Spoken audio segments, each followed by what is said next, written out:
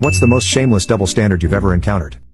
1. This happened about 10 years ago. My wife and I were having a disagreement, and she suggested that we ask her best friend to mediate. I agreed. Before we started, we made one rule: I would describe the situation first, and my wife wouldn't interrupt until her friend had given her opinion. After that, my wife could respond. So, I explained the reason for our disagreement to her friend. We had visited my wife's hometown, and on the day we were leaving, I was upset, so I stayed in the car and refused to join the family for lunch. My brother-in-law and father-in-law both came out to invite me in, but I stayed in the car. After they finished eating, I left with my wife without saying goodbye to her parents. Naturally, my wife was angry, and that's why we were having an argument. As I spoke, my wife tried to jump in several times, but I gave her a look to stop her. Her friend listened carefully, then looked at me and said, "Well, it's definitely your fault. No matter how upset you are, family members are innocent bystanders. You have to consider their feelings. They invited you in, and you still stayed angry. That's so embarrassing for them. You didn't even say goodbye when you left. That's just too much. It's not even about respect anymore. You've forgotten basic manners." After saying this, she gave me a disdainful look and then turned to my wife. My wife looked at me, then frowned and said, "Actually, we were at his parents' house, and I was the one who was angry. I skipped lunch and didn't say goodbye to his parents either. I was just too mad at the time." Her friend suddenly looked a bit awkward, scratched her head,